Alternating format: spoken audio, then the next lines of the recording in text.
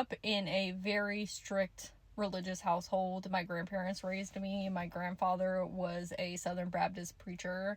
One of the ways that I learned how to read as a child was the Bible front to back. I probably read that 13 times.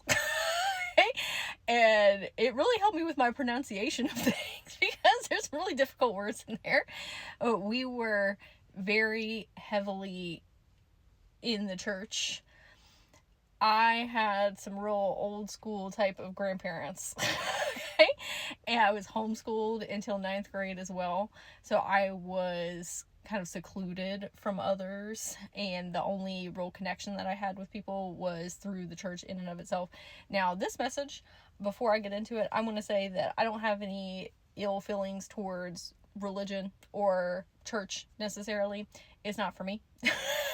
I have different belief systems now. There's nothing necessarily wrong with that unless it is being weaponized or used as a controlling mechanism. I am not on board with that. I want to say that before we get into this. The question here is, how did I get into the things that I am now in spirituality? Because I channel, work in the Akashic Records, speak with different beings, do a lot of astral work, and that, what some would consider witchy. I had to work through an immense amount of fear of persecution, witch wounds, being told that I'm evil or going to hell, all these different things.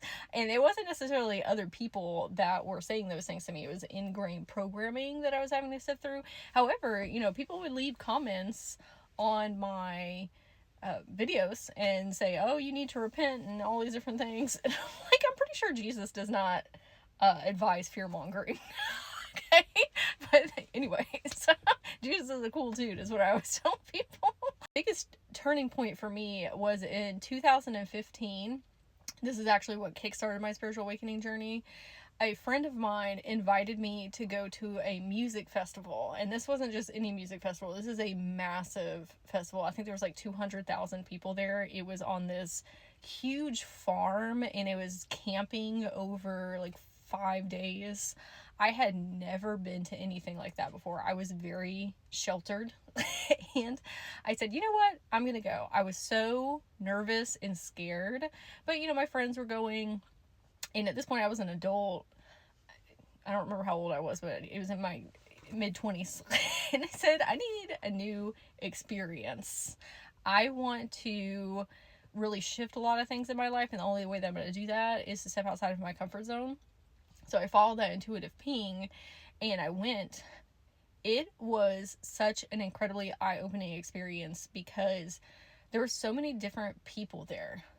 Walks of life, different cultures, societies within the festival, people who were scantily dressed. All of the people there were so nice. It was this huge family. I felt so loved and seen and heard and accepted, even though at the time I was experiencing a lot of social anxiety being there. It was just fundamentally life-changing for me to be there. And that started my love of music festivals moving forward, which helped bring a lot of healing to me in my journey. I realized everything that I had been told about the world was a lie.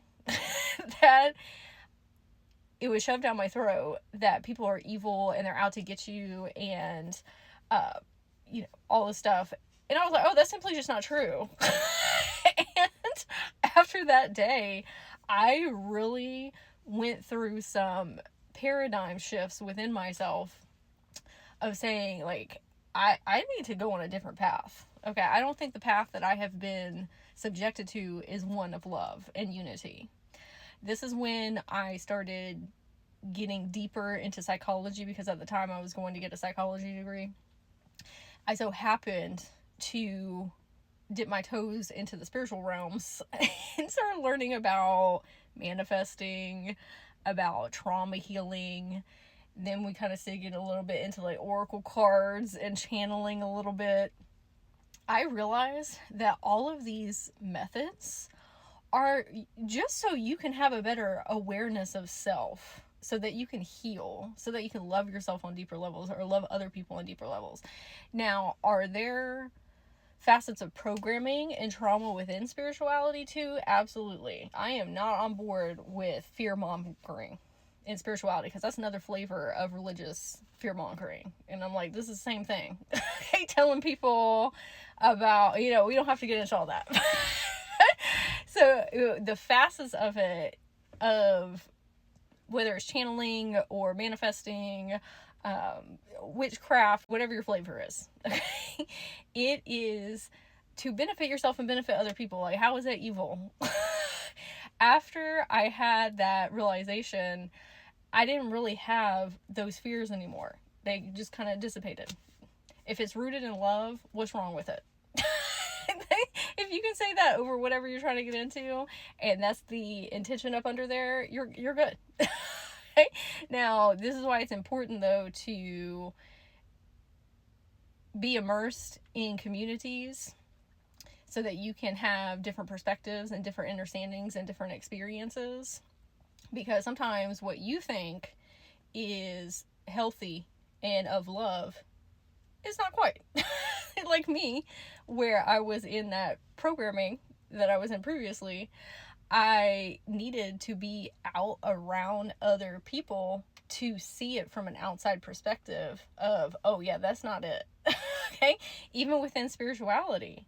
In the beginning of my journey, again, fear-mongering and programming stuff, and I needed to be around a lot of other people to look at it objectively and say, that's not it either. And always ask myself, is this thing rooted in love? Is it helping me? Is it helping other people? If the answer is yes, great. Also still important, though, to listen to what other people have to say, even if it's not something that you believe yourself or that you're not aligned with, because it helps you figure out what your truth is. But we have to make sure that we are not succumbing to other people's truth just because a lot of people are believing in something, right? So it's figuring out how to use your intuition and your discernment filters, listening to a variety of things around you, and then coming back to self and figuring out what is rooted in love for you. For the original question, this might have answered it and maybe not. I could tell that there was a religious subtext under there asking how I overcame that. Technically, that is when my abilities and my gifts opened up, when I was at that festival, because I was seeing myself in reality in a whole new lens, and that kickstarted everything. Now, there were big points in my life where I had specific gifts open up, but for your question specifically, I think that was the most relevant. So if you have any more questions, I would love to hear them. If this resonated with you, I would love to hear it as well. Remember to hit that follow button, and I hope you have a super magical day.